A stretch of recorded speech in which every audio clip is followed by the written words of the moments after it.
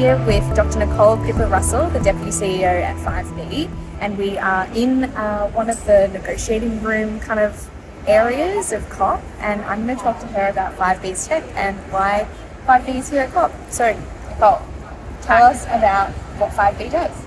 Sure. So we're a prefabricated, rapidly deployed solar farm in a box, driving to ultra low cost solar energy everywhere for everyone. One of your projects is in the NT, and Beyond Zero Emissions is very focused on revitalising our regions and repowering manufacturing. Tell us about what you're doing there.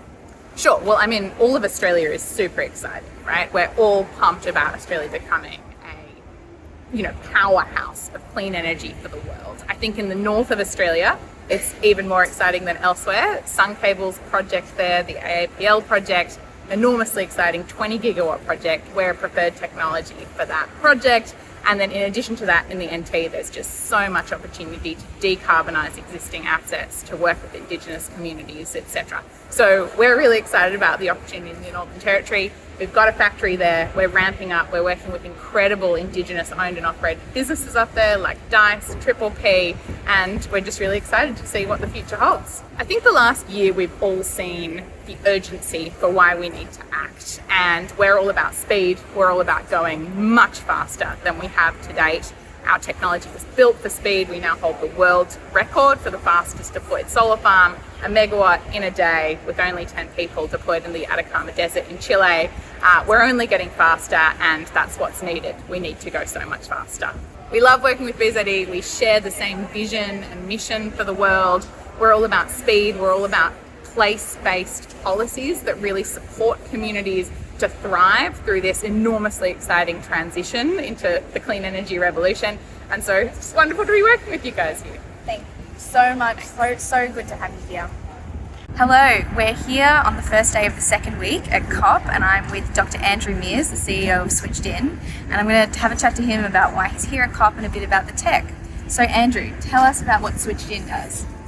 Okay, so we provide a software solution that enables utilities to manage distributed energy resources. So typically that's the solar on people's roofs and the batteries and electric vehicles, but it can also be flexible loads like air conditioners and heat pumps. And we were just talking earlier about the interconnector in South Australia being down and what Switched In is doing to support them. What are you doing? Yeah, here I'm away and there's a lot of excitement happening. That's right, a storm blew down some towers and the interconnector, and that means that South Australia is operating in what they call island mode. Now, South Australia has so much rooftop solar that it's very important in that time that you can coordinate that solar to help balance the moment-to-moment operation of the grid. And so we provide the software for South Australian Power Networks that allows them to do that for rooftop solar in South Australia. It's amazing technology, climate resilience as well. That's right. And I mean, the great thing is that software solution alone allows that state to host up to 3 times more solar than it would otherwise be able to host. We've really got a commitment to making this transition work. And what we see at the moment is a lot of countries making commitments and being concerned about how they can deliver on those commitments. And we think that our solution is allowing them to leapfrog some of the traditional centralised control and technology solutions so that they can rapidly move to high levels of renewable energy. Thank you, and thank you for being part of our cleantech exhibit at the Australia Pavilion. It's so great to have you here. Thank you. I am here with Jason Zafariadis, and he works for Wagner's Earth-Friendly Concrete. And he was part of our clean tech exhibit this morning, and I'm going to ask him a bit about his tech. So tell us about Earth-Friendly Concrete. So Earth-Friendly Concrete is a zero cement concrete technology. It's got 80% lower carbon footprint than ordinary concrete. It's a technology that Wagner's created in southeast Queensland, and we're commercialising it not just in Australia but also in the UK and in Germany. And we've got other markets set in our sights, but one step at a time. It's very exciting. Now, this is your second shop? Yeah, it is. Yeah? You went to Glasgow last year. I did. Tell us about your experiences at COP and what it means for your business to be here. Yeah, look, I think it's really important for our business to be involved in COP, and especially to be recognised with the Australian delegation as innovation that is actually delivering a real impact in the market today. We're not talking about a concept that's going to come in a few years' time. We're actually doing stuff today and showcases that Australia can punch above its weight on the global stage when we want to. Absolutely. Yeah. Now, we actually know Wagner's and earth-friendly concrete because we wrote a report a few years ago called Rethinking Cement, and they featured heavily as a case study. Tell us what led you to get in touch about this showcase. Yeah, well, I did read that report, so thank you very much for the kudos. But again, it was a really interesting report talking about the steps that the market needs to make, and the fact that you guys are looking to showcase clean tech solutions coming out of Australia. Well, hello, earth-friendly concrete. Yeah. I reckon is one of the best clean tech solutions we've got. Yeah, absolutely. It's so needed. Yeah. Great. Well, thank you so much for being here with us. No, thanks for having us. I really enjoyed the events and enjoyed hanging around with you guys, and I think we should continue this network. We most definitely will. Thank you. Thank you. Hi, I'm joining you from COP27 in Sharm el Sheikh in Egypt. This morning, Beyond Zero Emissions had our first cleantech showcase at the Australian Pavilion. We had digital displays of our amazing industry partners, as well as some on the ground with us. And I'm here with Donovan Burton from Sunshine Hydro, who's going to talk to us a little bit about the company. Donovan, you're a shareholder in Sunshine Hydro. Tell us what attracted you to Sunshine Hydro. The thing that attracted me about Sunshine Hydro the most was that it enabled pumped hydro to be bankable, and that's what investors need. There's been a challenge trying to get bankable projects, and the whole integrated super hybrid asset enables investors to get a return out of their investment. Yeah. And this is your third COP here. You've been here all week. Tell us what have been your highlights? Yeah, I mean, my highlight is this is like a candy store for a climate specialist.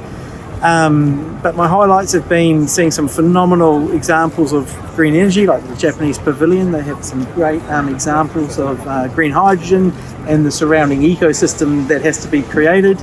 I saw Senator Kerry talk the other day, which was really interesting. And the Americans are showing some great stuff on big data analytics. Yeah. Beth and I have had the luck of having Donovan show us around and get us the lay of the land, and it's quite impressive how big it is out here. So last question for you is, what does it mean to have Sunshine Hydro represented at the Australian Pavilion? Oh, I think the most important thing is that we need to get this technology out to decarbonise faster. It's not about transition, it's about transformation. And I think that this technology can transform our energy network. And so coming here means we can show everyone what we've got. Thank you so much for being here with us, and you will be hearing more from us soon. Hello, I am here with former BZE CEO Stephen Bygrave, which is very exciting. Well, firstly, congratulations to BZE on, continuing to fight the good fight, to, expand its reach, to do the great research that shows how, zero emissions and going beyond zero emissions is achievable. My last COP was Marrakesh. I'd left Beyond Zero Emissions and gone to work in the ACT government. I was recruited to the ACT government because the ACT wanted to implement BZE's research on the ground. I mean, what an honour, right? Yeah, absolutely. To kind of be part of the team that did the research and then to be recruited to a government that actually wants to implement the net zero work. Net zero is very much embedded now in the mainstream language. Thanks to the work of BZE and other NGOs which are really showing how zero emissions, how net zero could be implemented, net zero is now part of the parlance of the language around climate negotiations. My personal view is net zero is now old language and the word net needs to come out. We need to go for zero and beyond. We always have said that at BZE. One of the strengths of BZE is the credibility of its research, but also its partner. Thank you for your well wishes, and also Stephen is going to be joining us as one of our rapidly skilled volunteers, as always, because the BZE community is so reliant on all of our expert volunteers. Thank you so much again, and congratulations BZE. Go volunteers, go team. And also so great to see you building a really strong network of funders and partners that are so critical to this journey. We're so lucky to have two of our directors from Beyond Zero Emissions here with us at COP. With me is Christina Talaco, and she's on the board of BZE, but she also has many other hats. So Christina, tell us what brings you to COP. Well, it's great to be here, and it's even greater to know that BZE actually brought 3 people along. So I'm very glad to see everyone here representing Australia. What brought me along was Coalition for Conservation, the organization I'm the CEO. It's a charitable organization registered in Australia as a charity. And what we do is we try to be the voice or advocate for better climate policy in the center right of politics. So we brought legislators here to acclimatize and get to know different people at COP, meet experts and understand where the world is moving in terms of finance, investment, technologies. So they bring home all this knowledge and expertise, and then they tell the party room what things would actually help Australia to have better climate policy. What a great place to be doing that work. It is really made for that. And tell us, why is it important for BZE to be here? Well, I was one of the people who actually thought BZE has to start coming to COP. There's a lot of momentum. There's a lot of companies, think tanks, organizations that are participating at COP at the moment. And BZE produces so many great reports. It sort of represents so many companies with great technology that it's a waste not to showcase it to the world. COP has the environment, and it's the place to be at the moment. So we see here the amount of and the variety of industry and other participants that are here, and to globalize and to showcase what Australia has, our great capability in engineering, in new technologies, clean technologies. You have to be here. Thank you. Thank you so much, Christina. It's been so good to be here with you.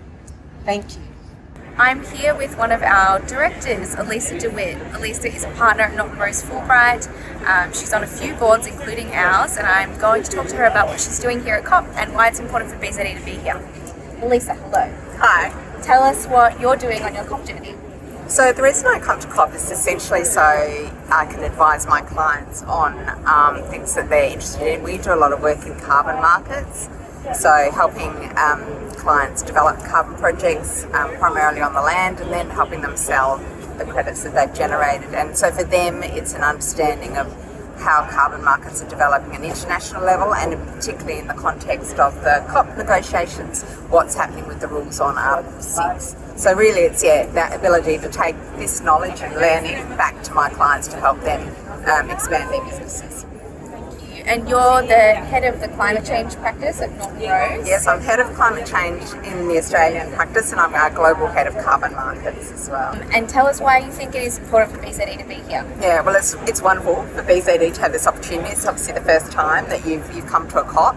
I think it's the connections that you can make. It's the understanding of what's happening outside of Australia as well, and whether it's new technology or other types of developments, really being able to get that really broad exposure to, I guess, what's happening on climate mitigation and emissions reduction across the world. So, and it's an amazing opportunity as well, I think, for you to connect with government. You get amazing access to the Australian government whilst you're here, but also those opportunities to connect with other industry and other business participants that are at the COP. Yeah, absolutely. And we certainly have had amazing access, and thank you so much for being part of that. Thanks, Elisa. Thanks.